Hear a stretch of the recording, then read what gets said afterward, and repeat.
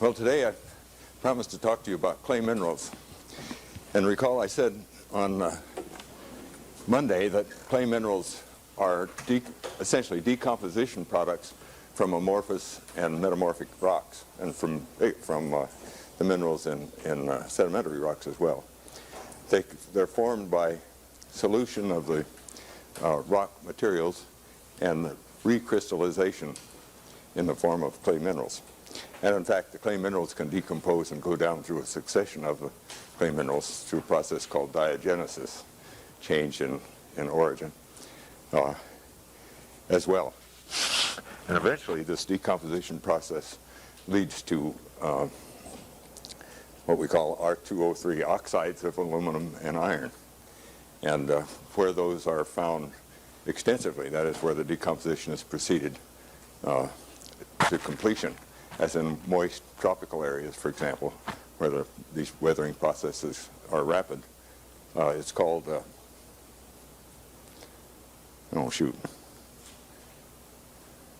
laterites. And they're a reddish soil. And you'll see in Southeast Asia lots of laterites in parts of Africa and so on, where the weathering process has gone to completion. It doesn't go any further. And it's just an amorphous, miserable material. You can't grow anything on it. It's not all that good for building, and it's a major cause of poverty and low quality of life in tropical areas. It's just not fertile material.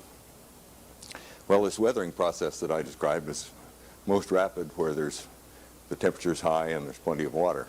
And so in surface soils, it goes on in the tropical areas. In Hawaii, a volcanic ash can become a fertile soil in about 45 or 50 years, which is really fast. Up and above the Arctic Circle, where there's tundra, it doesn't ever become really good fertile soil. It's sort of frozen in place. The hydrothermal processes, that is, in the earth where geothermal waters are hot, down deep in the earth, these processes can be pretty fast, and they lead to many different decomposition products, including the clay minerals. Some go through a rock series. One of them is talc. Serpentine is another example of these hydrothermal decomposition products. Well, the importance of this to us, as far as sediment transport, is that these materials are small, and as I'll show you, typically platy in shape, have very large surface areas per unit weight, and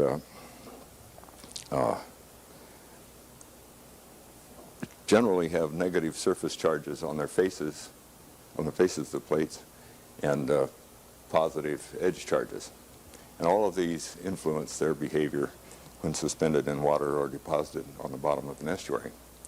So what I'd like to do today is to begin at the beginning, so to speak, talk about atoms and their attraction for one another, then talk about crystal structure.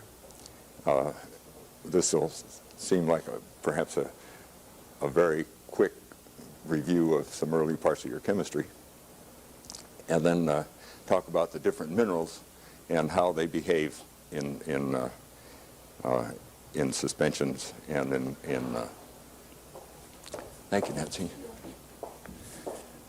Who didn't receive this?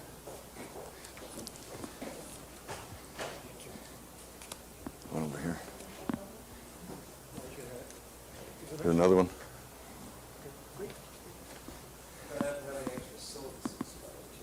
Sir? Any extra syllabuses? Oh, there's a syllabus. Oh, thanks for reminding me. I'm going to have to ask them for more copies too. But the Kinko's on A Street has two reports that we'll get into, and we'll begin in a couple of weeks. They should be ready today. We won't really be using them for about 2 weeks time. It cost about $15 for the two. Well, let's begin with atoms. I'm sure you all remember atoms as nucleus surrounded by a swarm of electrons. Nobody really knows what the swarm of electrons looks like because you can't pin them down. But we can describe generally their distribution about the about the nucleus. Nucleus is extremely small. I'll speak often about a unit called angstrom. And this is 10 to the minus 8 centimeters. It's just a convenient unit because a water molecule, for example, is on the order of 3 angstroms in diameter. You know, it's just a convenience. I suppose I really ought to stick to nanometers and micrometers and so on, but we'll use this. It's been used for decades. The nucleus of an atom is on the order of 10 to the minus 4th angstroms. It's a very, very small body, but it carries much of the weight of an atom, and it's surrounded by what are referred to as shells of electrons. These shells really occupy some fuzzy volume on the inside of this cloud of shells, some of which have different directions of motion than others. But they talk about the S shell and the P shell and so forth, and if you like, you can go back to your chemistry and look into it. I'm not going to spend much time on that. Atoms are attracted to one another by several kinds of forces, and the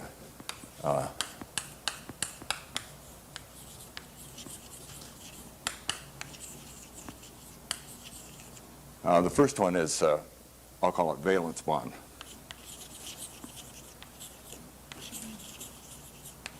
And this occurs when electrons are shared by 2 atoms.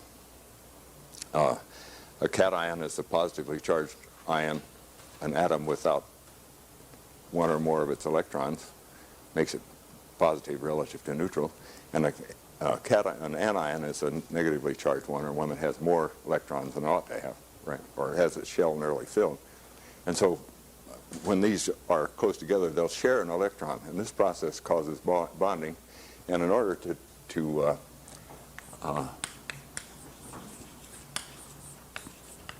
to separate 2 atoms that have valence bonds, it takes on the order of hundreds of kilocalories per mole. Y'all remember what a mole is? Anybody not remember what a mole is? Don't hesitate to say. I'm happy to tell you about it. Hundreds of kilocalories per mole. Then there's the ionic bond,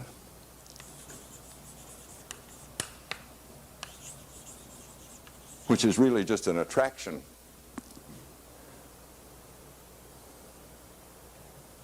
How best to say that?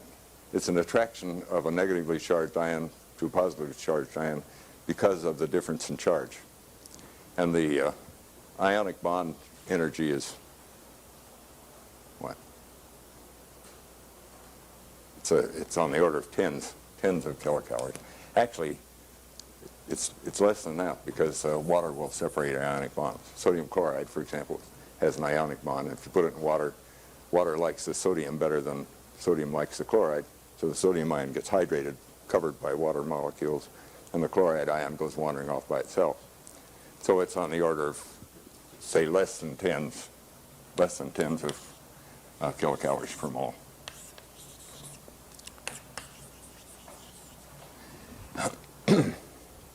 Then there's the van der Waals attraction.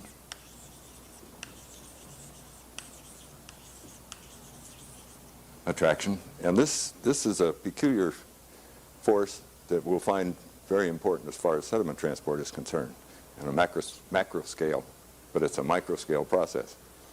What happens is that the nucleus of an atom, I'll draw a nucleus, something like this, and a swarm of electrons around it, I'll draw something like that. Because the electrons are in some kind of motion continuously, the nucleus, which is positively charged, is not always at the center of the negative charges. That is the center of mass of the negative charges. So the negative center may be displaced from it instantaneously. In another atom nearby, with its swarm of electrons, and positive nucleus and negative charges, will respond to this apparent dipole by shifting its electrons so that the negative charge is on the opposite side. So you have the dipoles attracted to each other like this, and that causes a net attraction toward the molecule. Now this process goes on continuously. That is, the motion of the mass of the electron continuously changes, and in all kinds of directions. So this force is, and of course there are other atoms around it, this force is omnidirectional. That is, there's no preferred direction to it. It applies to all matter, all atomic matter, anyway. And the third feature of it is that it's very weak. For two atoms, the force is on the order of the 1 over the spacing, I'll call this distance here, s. 1 over s to the 7th power. So they have to practically be touching before there's any attraction. But it's still important, because if you have a row of atoms like this, and another row of atoms parallel to it, or at some angle, small angle to it, each of these atoms is attracted by a number of atoms in the opposite sheet, and that works this way. And in this case, the force is on the order of 1 over s cubed. Some people say 1 over s squared. That's a big difference between individual parts of plate and parallel rows of atoms. We'll talk about parallel rows of atoms because clay minerals tend to be platy. Then the last one I want to talk about is a hydrogen bond.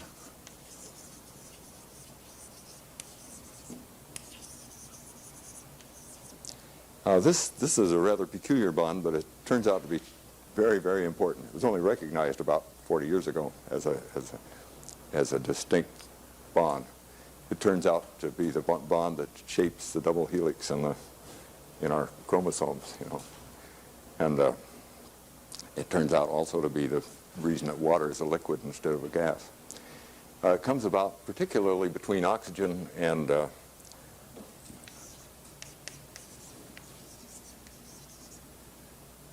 hydrogen.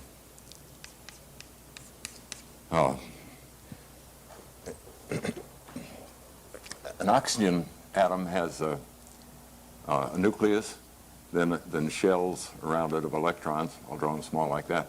Then it has 4 p orbitals, they're called, electrons that operate something like that, where you can look on them as in tetrahedral directions like this. These provide a negative field in both directions, and a water molecule has a hydrogen nucleus on this, and its 1 electron overlaps this, so that the oxygen molecule, I'll draw an outline of it, something like this, has 2 positive charges on its surface like this, and 2 negative charges on the back. And if we looked at the back side of this way, these charges form a negative stripe, something like this, almost pole to pole, where this is a negative stripe. The hydrogen bond results from the fact that these positive spots on the surface of the water molecule are attracted to the negative spots on the adjacent water molecule. So this negative stripe that I drew here is attracted to the water molecule. And this is called a hydrogen bond. Now, oxygen atoms appear on all kinds of organic compounds, you know, and so do hydrogen atoms. And this bond can occur between OH ions on an organic molecule and an adjacent oxygen, a CHO, for example, bond.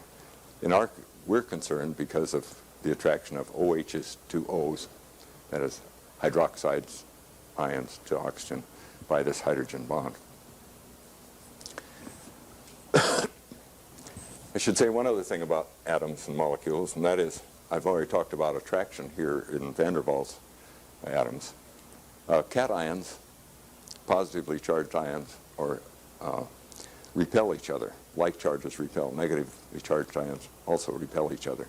They attracted to opposite signs but repel like signs. Like charges repel. And this turns out to be important in crystal structure. Well, so much for atoms and charges and their attraction. Oh, one other thing I should say. This shell of electrons around the surface, around the nucleus, form a solid negatively charged surface, right? We talk about positive relative to the neutral value. Cation is positive relative to a neutral value when the electron shells are just balanced the protons in the nucleus. But if you look at each one under a super microscope, what you see is electrons out there. So when another atom is brought up against an atom, the two electron clouds see each other, right? And like charges repel. The result is that it appears, to us anyway, that these atoms are like marbles. They're hard. They get so close to each other, then you can't get them closer no matter what you do. It takes, we have to talk about the gravity inside the sun, just begin to talk about squeezing those shells into one another. So you can view them for all practical purposes like hard marbles or hard spheres. They can only be stacked so close. That's a really important concept. If you look at the potential distribution as you pull an atom away from each other, we'll call this distance S, and this the potential, that is the amount of work it takes to push them ahead. What you find is something typically that looks like this. I should make that level out. That is, it's very steep when you get close. This is 0. You can regard them just as hard spheres. Well, armed with that description of atoms, now we can start talking about groups of atoms in crystal structure. Much of the Earth's surface is made up of oxide or silicate minerals, oxides of silicon or oxides of other things. Lots and lots of oxygen in rocks. And these silicates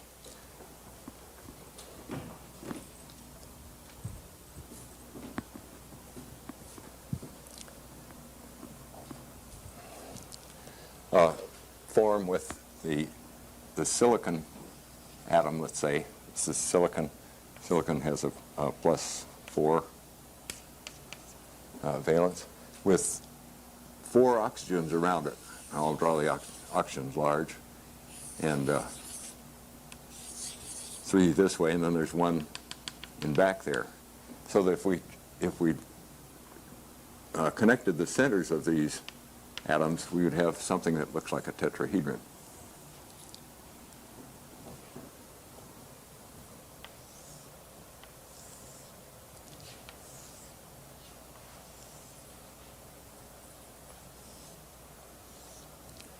And we talk often, and in the middle here is this silicon atom. So we talk about silica tetrahedra. Just means that the balls, we'll call them, of oxygen atoms are distributed in a kind of a close-packed tetrahedral arrangement. 4 oxygens to 1 silicon. And that leaves, oxygen has a valence of 2. So that leaves a negative charge on the outside of this, of each of the oxygens. Do you follow me? These silica tetrahedra join one another at the vertices. And the reason that they just join where they touch. It isn't a very good illustration, I'm afraid, but they just join where they touch, and the reason for that is that these silicon atoms, which have a +4, they're very positively charged, repel each other. So while they're bonded together, they push each other apart as much as they can. And in clay minerals, you'll see that that's, in fact, in virtually all silicate minerals, they're just joined at the vertices, not edges. That is, you never see the edges of these together. They're joined at the vertices, sometimes in spirals, sometimes in hexagonal arrangements and so forth. And the clay mineral sheet, if we look now at this up at it in this direction, what you find is a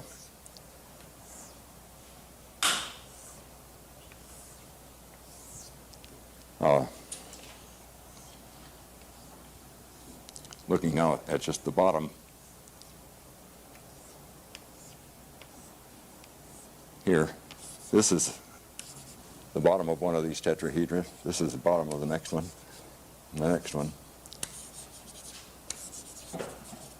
So that there's a hole in the middle. They're joined, and this is joined to the next one that forms another ring just like it, and so on, in an indefinite sheet. Goes out in all directions. And we call this sheet, and we typically diagram it like this for the edgewise view of it. We call this the silica sheet. But it's not short, it just extends an indefinite distance and makes a sheet. I'll show you this in detail in a few minutes. So that's a basic element of clay minerals. Another one is a sheet that's made up of aluminum or oxygen, aluminum or magnesium atoms, and it's called the, well, we'll call it the cubesite or the brucite sheet, depending on whether this is aluminum and this is magnesium oxide.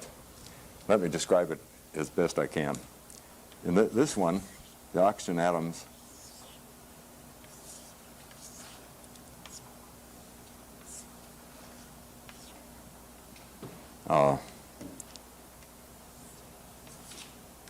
form a, I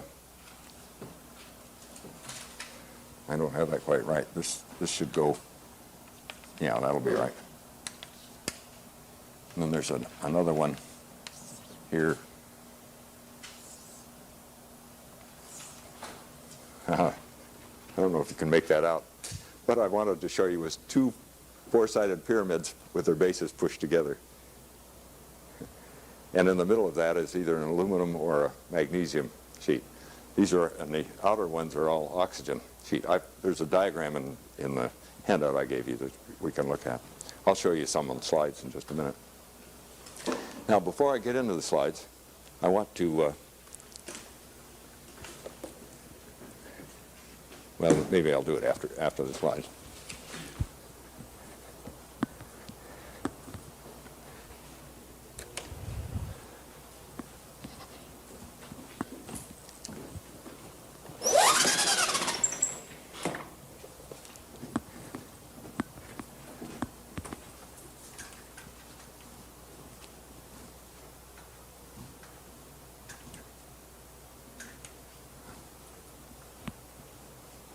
That's something new. There we go. Now this is a muscovite mica, and it's a, I think you've all seen mica. It's just a sheet of mineral that you can take apart edgewise. I put it on first because it's the simplest, one of the simplest mineral structures. At the top, you'll see the silica sheet that I described. That is, the tetrahedra are joined at their vertices at the top, and you can see the hole. This hole up here that I described over on the side, they're joined by their vertices with silica, silicon atom in each of the tetrahedron. The large circles are oxygen, I should have pointed out. The OH is hydroxide, that is an oxygen with one hydrogen atom. This is an aluminum ion, and as I'll explain further, this is potassium. Well, this ring of silica tetrahedra share oxygen at their vertices with the octahedral layer. See, this is a pyramid right here. And it's joined at its base by this pyramid. That's called the octahedral layer because of the eight sides to the layer. The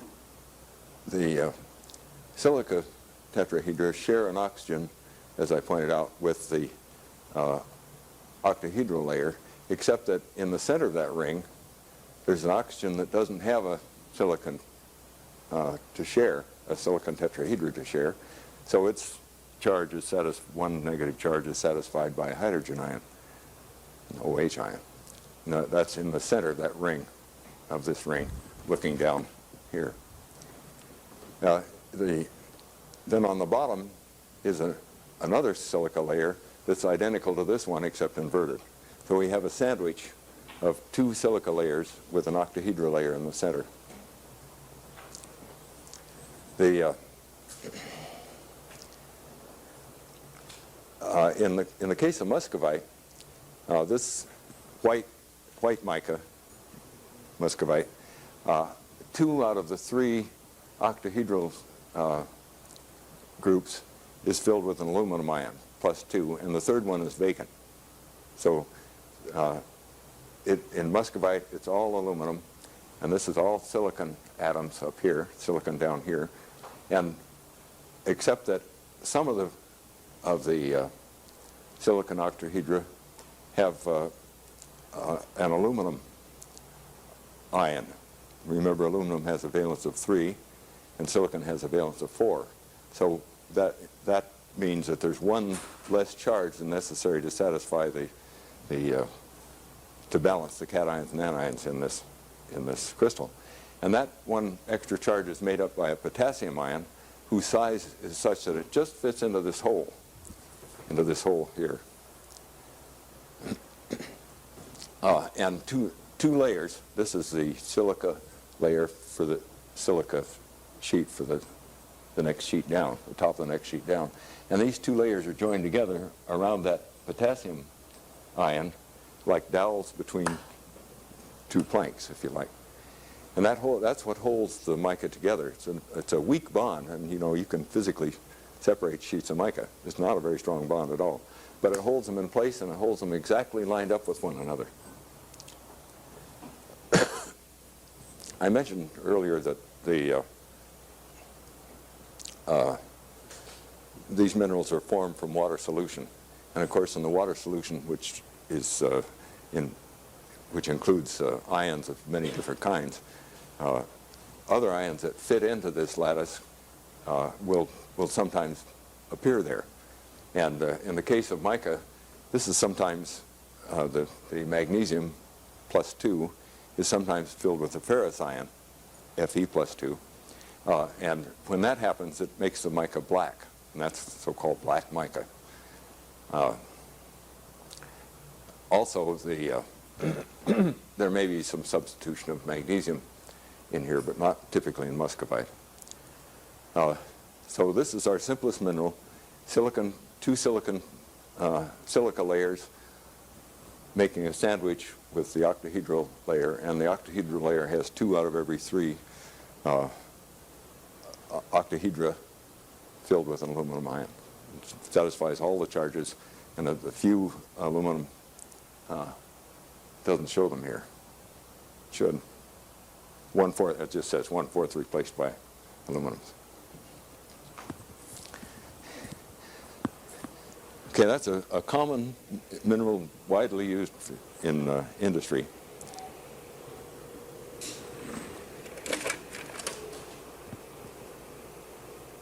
Wait a minute.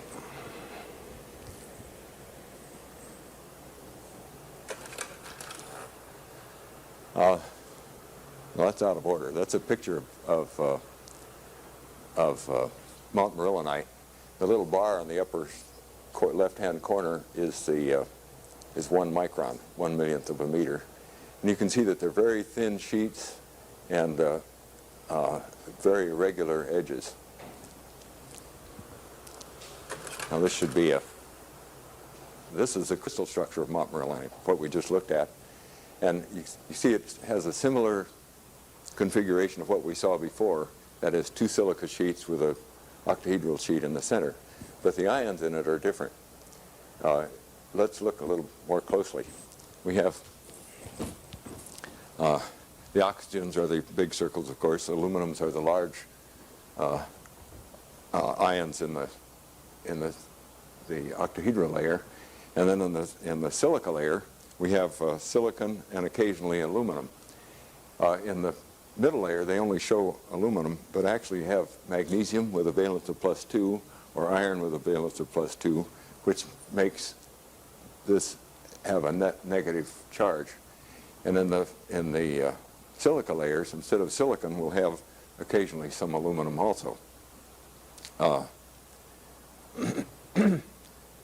The result of this substitution is that there isn't enough positive charges to make up for all the negative charges in it.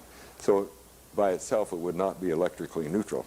It obtains electrical neutrality by absorbing cations on the surface out here, not part of the mineral itself, but it's strongly attracted to it by the net negative charge on the surface.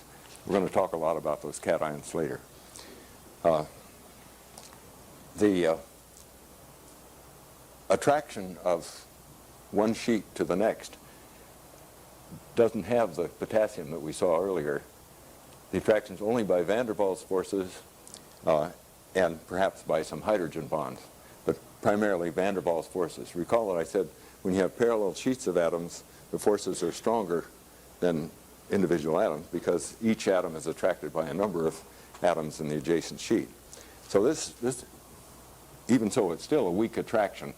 When it dries, when the mineral is dried, then these come together and they're brought really close together and it holds pretty strongly. There's lots of montmorillonite in the soil out here, and you can pick up a clod of that and throw it some distance and it'll still be a clod when it lands. It's fairly strong when it's dry. When it's wet, however, water easily penetrates this space between the faces of the clay minerals, and it carries cations in with it. This is the one I said that had the large surface area, up to more than 800 square meters per gram in some, and according to the handout I gave you, and I checked it out myself, it would take about 10 grams to cover a football field with one layer of them, or about 5 grams has the surface area of a football field. That's a lot of surface area for 5 grams. That's 5 grams hardly weighs anything.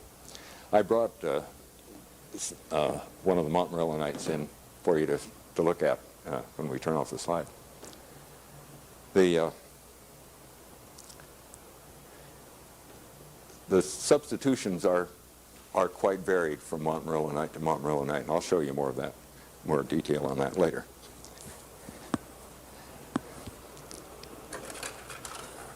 That's more montmorillonite in a slightly expanded and a different sample. You can see that some of them look like they're folded. They're so thin. They tend to separate in water, and this you can see is expanded. That's 1 micron on the lower left-hand corner. This is kaolinite. Kaolinite is a 2-layer mineral. The silica sheet in the upper part is bonded to a gibbsite sheet, tetrahedral sheet, and then the charges on the bottom of that sheet are satisfied by hydrogen ions. The substitution in kaolinite is like it is in other minerals, but probably not as much. The charge imbalance is much less than in the other, montmorillonite type minerals. But it has some substitution too. Kaolinite's down the ladder in the decomposition process I described earlier. It's the next to the gone stage. It's almost, after this it's only aluminum and iron oxides. So you find in tropical soils where it's warm and moist a lot of iron oxides, aluminum oxides, and some kaolinite. It's also formed in deposits, and it's mined and is widely used for ceramics. It's a very important mineral for ceramic production. but it's a relatively inert one, and it tends to be a little bit larger. And I'll show you some pictures in a minute. Well, there's two forms of kaolinite. The hexagonal plates are the plates with an occasional hexagonal. Here you can see the hexagonal shape to it here. Are plates formed with successive layers that I just described of montmorillonite. The others here are tubes, and you can see that that one's sort of hollow. A broken end of it is hollow. They're tubes of montmorillonite that are, I'm sorry, kaolinite that roll up because of the strain between those two layers. In the earlier minerals I showed you, we had symmetrical bonding. In this mineral, we don't have symmetrical bonding. There's enough strain in the lower lattice, which has iron in it, commonly substituted in it, so that when the bonds between the layers are relieved by water, by adding water to it, then it can curl, and it actually rolls up in these tubes. Quite an interesting, here you can see one pretty well broken up. Quite an interesting phenomenon. Lots of hexagonal plates. I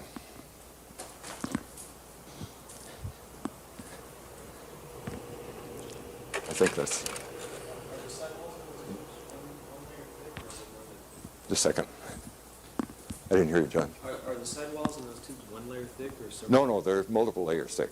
Yeah, that's still maybe 0.01 microns, but they're multiple layers thick, typically. Now, what you find in an actual estuary or in most soils, is a mixture of minerals. They're not pure minerals like I described. And this is a sample of an electron micrograph of a sample taken out of Mary Island Strait, right down here in San Francisco Bay. And I think you can recognize, I forgot something. In the montmorillonite group is a very common mineral called illite, or hydrous mica.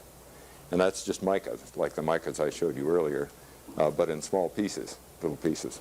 And it may have a wide variety of substituted atoms as well. Illite, you can see these large sheets, tends to be larger than the montmorillonite, which is this fuzzy material here. And you'll find some halloysite tubes. Well, I don't see one right now, but in examining these, I've seen halloysite tubes. I think that's probably the end of one there. You can see how thin this illite mineral is. If it's penetrated by electrons, it has to be really thin. You know, an electron micrograph doesn't penetrate very far. But it typically is about a third, this material, about a third montmorillonite, about a third kaolinite. Here you can see little hexagonal corners.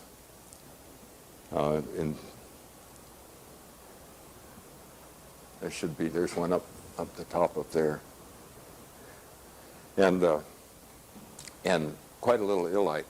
This results from the erosion of the soils in the Central Valley being brought down into the system and deposited there. In any case, it's a mixture. That's one thing. The second thing is that in order to take this picture, it was necessary to settle some onto the surface of a slide. So all these minerals are laying with their faces down. What we're looking at is the large size of the faces. If we were looking at this edgewise, it would be like a sheet of paper. You wouldn't see much, you know. But in the faces, you see quite a lot. They're very, very thin minerals. They tend to be platy, very irregular shapes, large surface area.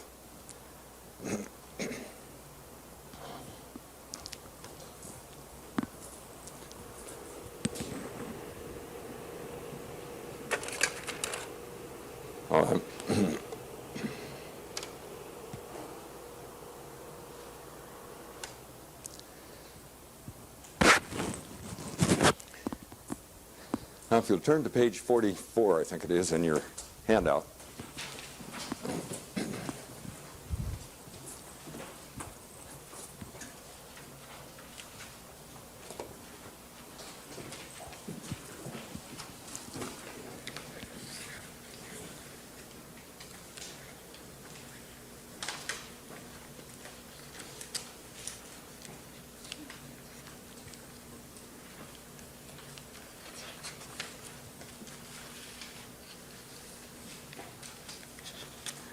Table 3.3.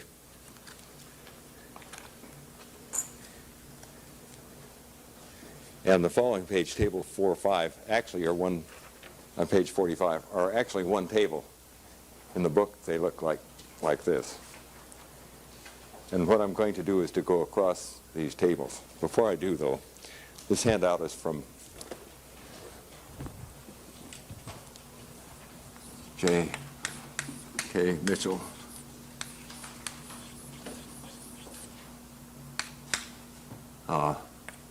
Fundamentals of soil behavior.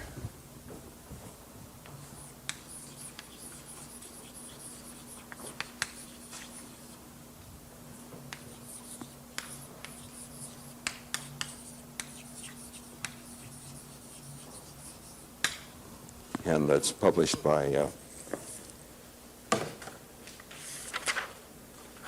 John Wiley.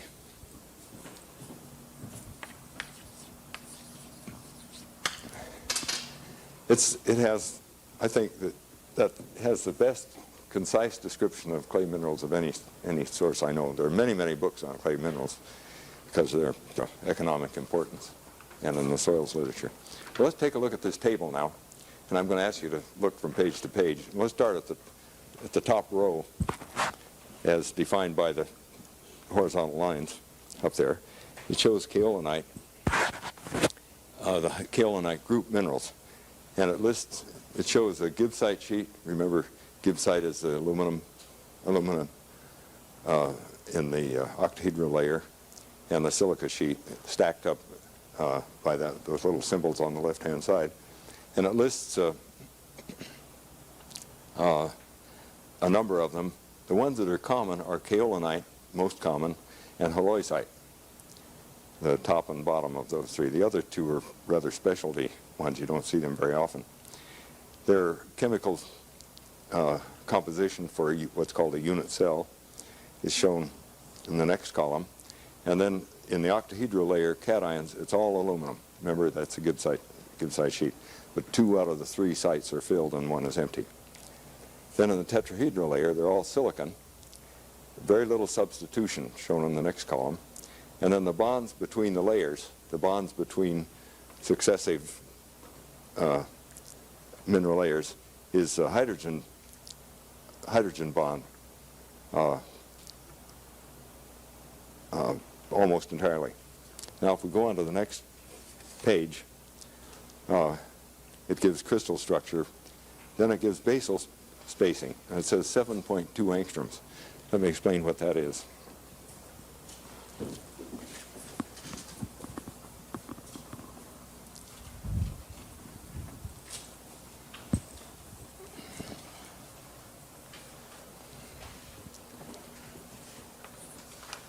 In the case of kaolinite,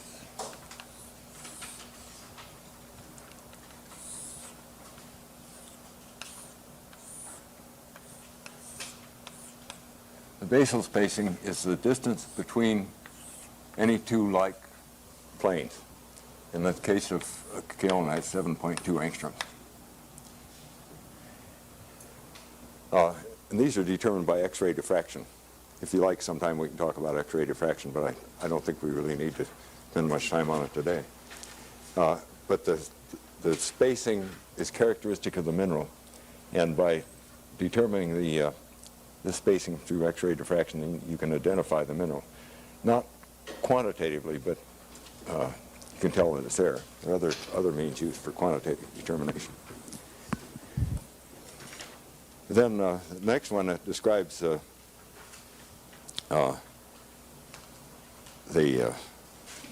basal spacing reason. And you'll notice that halloysite, it shows 10.1 angstroms because there's a layer of water between the unit cells, between the layers. Shape, 6-sided flakes that you saw, and tubes when it's rolled up. The size tends to be 0.1 micron thick by 4 microns for a single one. And it gives 3,000 to 4,000 layers in a stack, typical in a mineral particle. And gives some other dimensions there.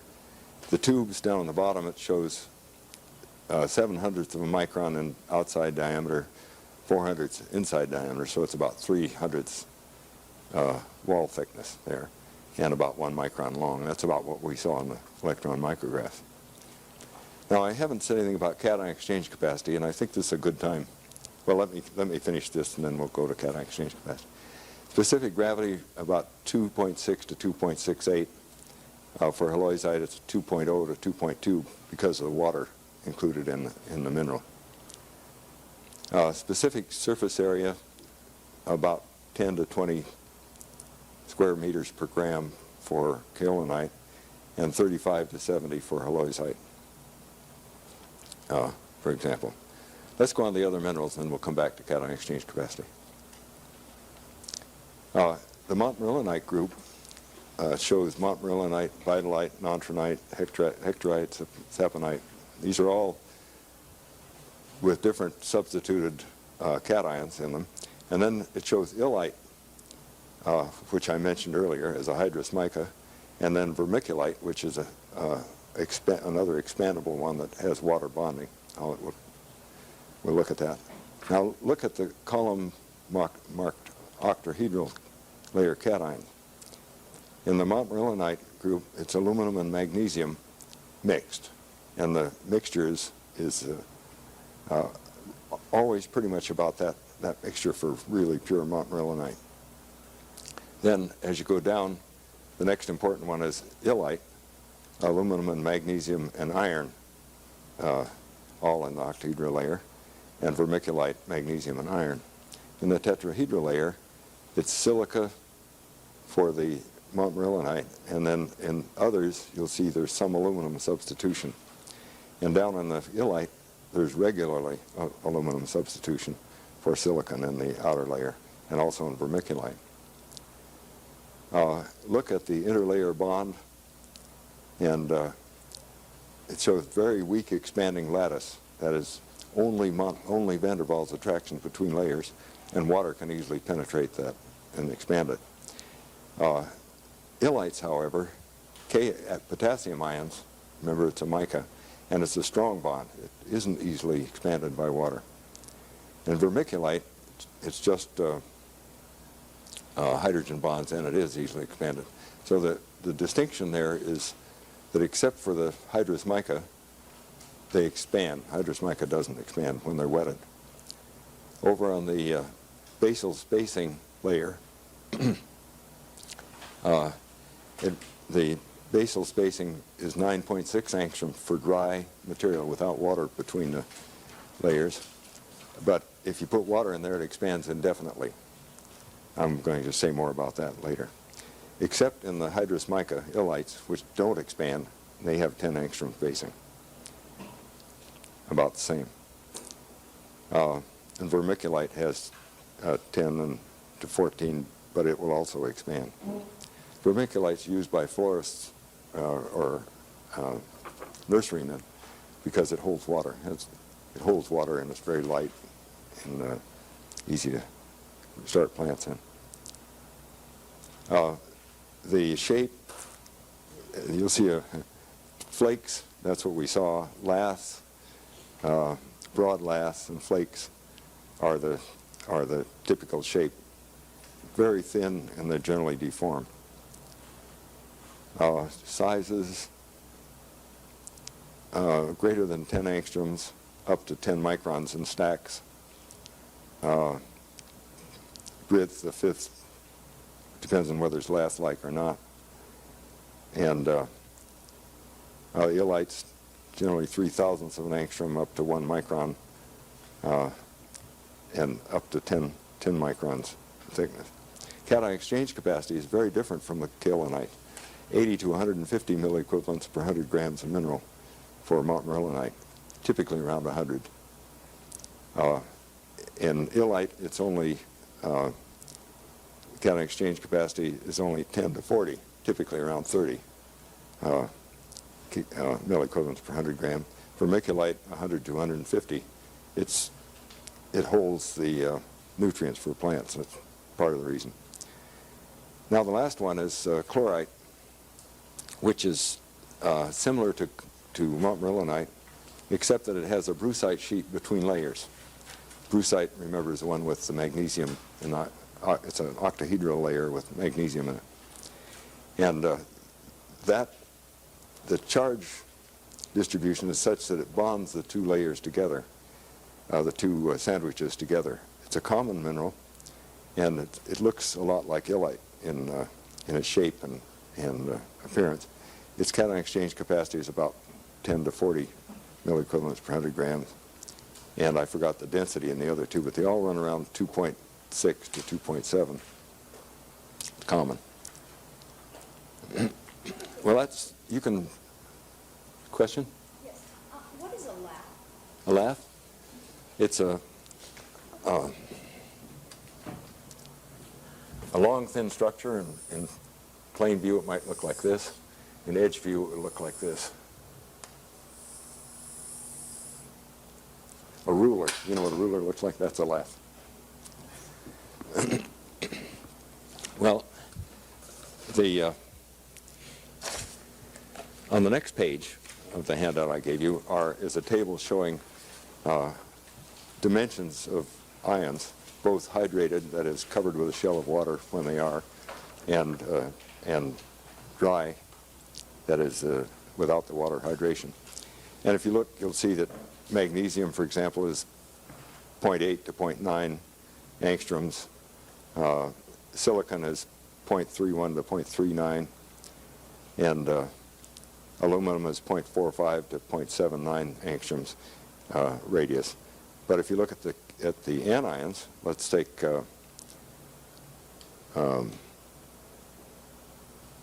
aren't there any anions here? Well, OH is about the size of an oxygen atom. 1.33, chloride 1.81. They don't have many anions in this table. That's about it. But the anions tend to be large compared to the cations. So the anions, and particularly oxygen, cluster around these smaller, much smaller ion in minerals. Okay, now I'd like to talk about something we slid by earlier. That is ion exchange.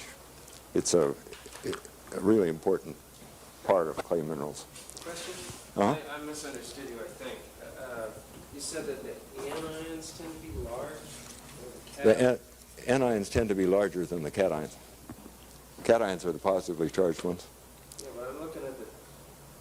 Well, potassium ion now is a large one, okay? And ammonium ion is a large one. Potassium is about the same size as a water molecule, if it's in there. But look at magnesium, for example, or silicon, the ones we've been talking about.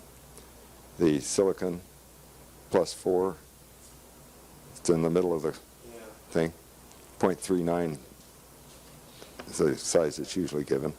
Aluminum, 0.79. I'm looking at the hydrated radius. That's Oh, yeah. Well, let me talk about cation exchange capacity. That's a really important. While I'm talking, I'm going to pass around some bentonite. Bentonite is one of the montmorillonite minerals, and you can feel it or shake it or whatever appeals to you. That's a dry one. The interesting thing about bentonite is that about 5% suspension of it will form a gel. That is, it only takes 5% by weight in water, and it will set up and form a gel. It's a very interesting mineral. It's used in slurry trenches to seal so that water won't go by. It's used in well drilling to provide a seal around piezometer holes. It's widely used in industry. It's also used for winemaking, for taking things out of wine because of its large surface area and its absorptive characteristics. And it occurs in virtually pure deposits. Well, cation exchange capacity comes about because of or ion exchange capacity, I should say, comes about because of the charges on the surface of the clay minerals. And if we looked at a clay mineral edgewise, it might look something like this. I'll draw it a little wider, and it goes off some distance down here. And the surfaces have negative charges like this. But they form edgewise, they grow edgewise, and the result is that there are unsatisfied bonds on the edges. So typically they'll have some positive charge around the edge. But the charge that really stands out is the negative one on the surface. Surface areas are very large, and they have a charge that's distributed around there. When you put these in, and I mentioned earlier that in a dried material, there are just positive ions along here that satisfy these charges and make it neutral. But when you put the clay mineral in water, then the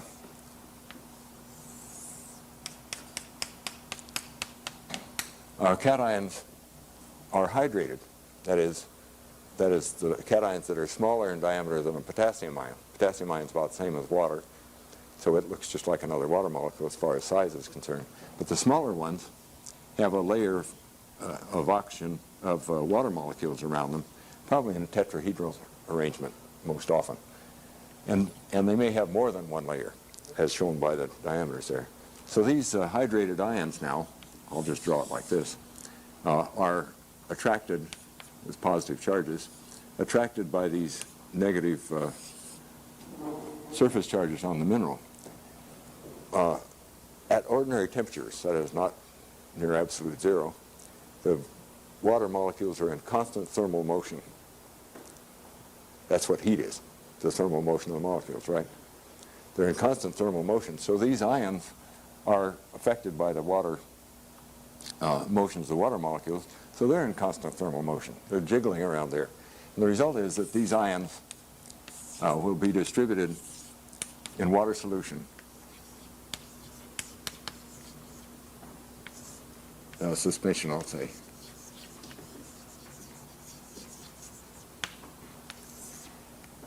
These will be distributed around the negative faces, and there'll be some on the other side as well, right?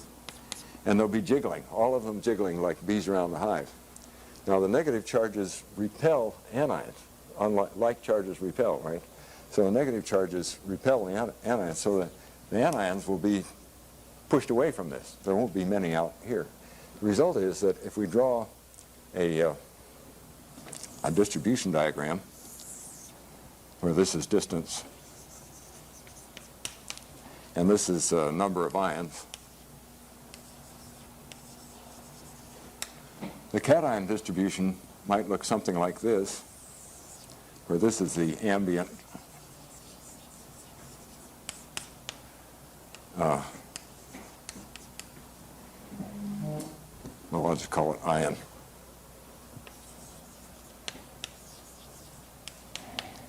And the negative ones will look something like this. That is, they'll be repelled away. This is anions, negative, and these are cations.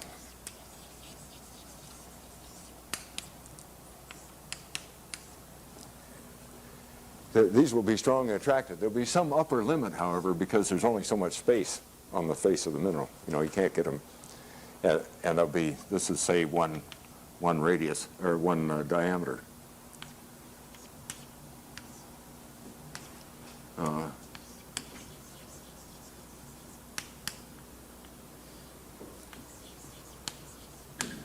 But the picture I want to leave with you is a picture of a mineral with cations swarming around it, all in constant motion like bees around a beehive, in constant thermal motion.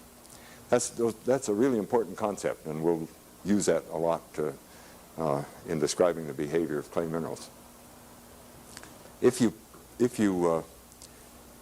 add to the water, let's say that we start out with mostly sodium ions. Sodium ions all around this clay mineral, it's around the clay mineral. If we add water that has calcium in it, calcium has a valence of +2, or magnesium, valence of +2 commonly occurs in water. If you add water containing calcium ion, these calcium ions, which turn out to be smaller as well as have two charges, will be attracted by the negatively charged clay surface and will displace the sodium ion. And you can look on it as a kind of a mass action law. You have a around the surface, but you can replace them. Now this process is commonly used in water softeners, for example, which is not clay, but synthetic polymers that have charges, negative charges distributed on their surface. You can get a lot more charge on these synthetic polymers than you can in minerals. Before the minerals were available, about 1950, they used greenstone, which had a large surface area and negative charges on it. The idea is the same. You can displace calcium and magnesium and iron on the surface of the mineral exchanger by putting in very concentrated sodium chloride, brine solution. That's the normal procedure. The sodium chloride displaces the calcium, iron, and magnesium ions that were adsorbed on it. Then you wash those out. You wash the excess out, the ones that aren't adsorbed on, the brine out, and then run the water through the water softener, and the calcium, magnesium, and iron, which have +2 or possibly +2 if they're dissolved, valences, are strongly attracted by the negative surfaces, displace the sodium ions, so the water that comes out has the calcium and magnesium and iron replaced with sodium ion. That's a process of softening water. Well, it's the same procedure, or the same processes, I should say, apply here. You can exchange these.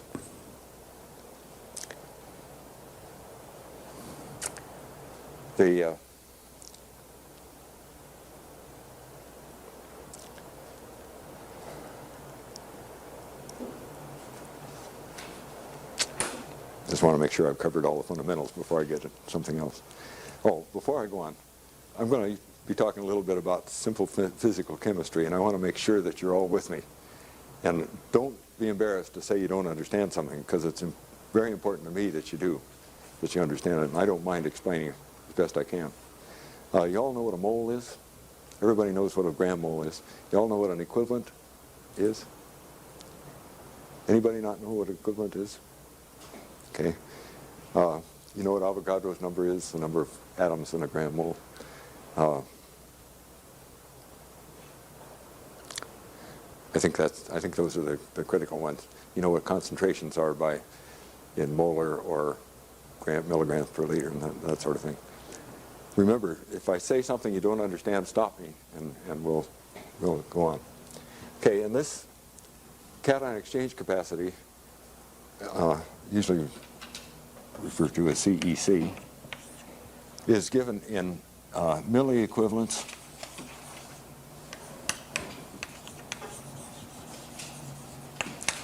per 100 grams of mineral, or can be, or organic material.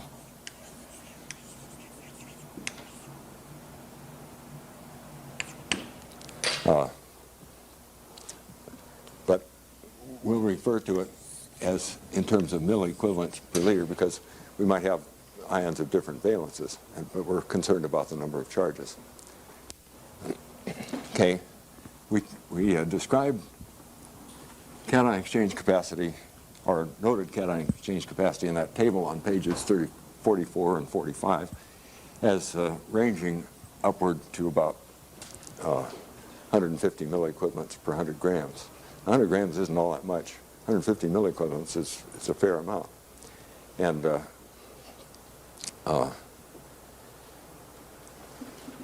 if the soil is all clay, then you actually achieve those, or if it's mostly clay, you achieve levels of cation exchange capacity for a soil like that. But soils are typically 20, 30, 40, 50. Estuarial sediments are it's not unusual to have 60% clay and the remainder silt. So the cation exchange capacities do approach those numbers. In San Francisco Bay, for example, the sediment I showed you the electron micrograph of, cation exchange capacity is about 30 milliequivalents per 100 grams for the whole bulk material. That's doesn't sound like much, but when you consider that about 4 million tons of sediment come through the bay every year, that's a lot of exchange capacity, and it undoubtedly absorbs lots of toxic materials on those surfaces by the negative charges, and van der Waals attraction also, and carries it with it on out of the bay. It provides a large assimilative capacity for wastes in the bay system.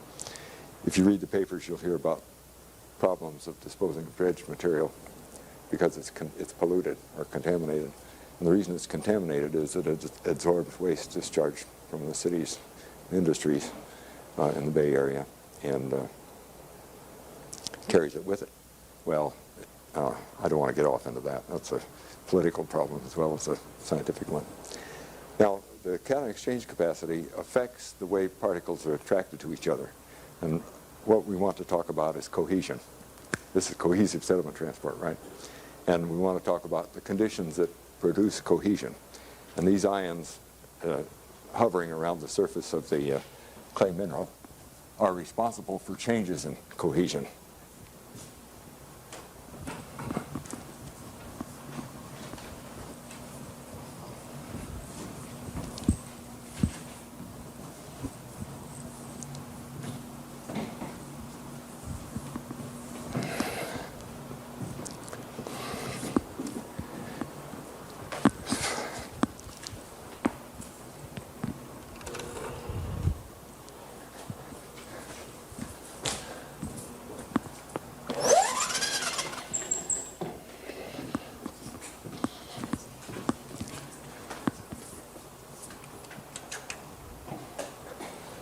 I'll begin on this. We've only got a few minutes left, and we'll take up on this on next Tuesday. This is a schematic representation of the distribution of ions around the surface of a clay mineral plate. Plate's negatively charged, is shown on the left, and there are ions attracted to it with the highest concentration right next to the face, and then the rest distributed with less and less to the right until you get out to the ambient concentration of ions in the suspension. Now you'll see some names up there that are strange. The stern layer is a layer of hydrated ions right next to the surface, that is laying on the surface. Called the stern layer because that was one of the first early pictures of how cations were held on by clay minerals. The idea was they were just held on the surface. Well, they are on dried minerals, but in suspension, they may be there a short time, but remember they're hydrated, so there's at least one layer, that is if they're larger than potassium ion, there's at least one layer of water molecules. If they're smaller than a potassium ion, I should say, one layer of water molecules. If they're larger, such as cesium and rubidium, then they may actually come close to the surface like that. Cesium, rubidium, and potassium are too large to hydrate very much. Well, then there's, up there it says diffuse layer, and that's probably due to Gouy and a number of other different workers who've described the layer as being diffused as a result of the thermal motions that I described earlier. And then in the title down there it says diffuse double layer. Well, it's not really a double layer, it's a layer, a stern layer with a diffuse layer, if you like to describe it that way. But really you're better off picturing it as just a diffuse layer that's less and less diffuse as you get close to the mineral surface. There is no sharp distinction. The point I want to make is that there's no sharp distinction. They range from right up against it all the way out to the just concentration of ions in the bulk solution. I point that out because in the literature you'll read a lot about the double layer and so on. We'll treat it as simply a diffuse layer. Now this diffuse layer has several interesting characteristics. One is the number of charges on the clay plate are fixed by the mineral. That is, the mineral surface charge is determined by the number of cations it doesn't have inside it, or the substitution of divalent ions for trivalent ions or trivalent ions for quadrivalent ions. And as a consequence, it's fixed, and that depends on the mineral kind. So the maximum number of atoms that can be attracted is pretty well fixed right up against the surface. Now the distribution out of the ions depends on several things. One is the strength of the attraction, which means how a divalent ion is more strongly attracted than a monovalent ion, for example. And the hydrated size of the ion, if their hydrated size is small, they can get in closer to the charge than otherwise. So that distribution is affected by both of those things, the size of the ion and the valence of the ion. Thirdly, the temperature has a big effect, because the more the water jiggles, the more it diffuses out away from the surface. So by increasing the temperature, you spread that out more to the right, and by decreasing the temperature, they collapse more toward the surface. Okay, let me run back through those right quick again. If we have divalent ions instead of monovalent ions, you'd expect that to be crowded up closer to the surface. Expect the ions to be closer to the surface, right? If they're smaller ions, hydrated size is smaller, you'd also expect them to be closer to the surface. And if the temperature is smaller, they wouldn't be diffused as much. They'd also be closer to the surface. So those three things are important.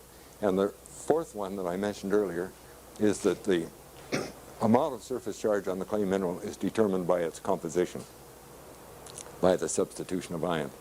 That's why we spent all that time on the substitution and shape.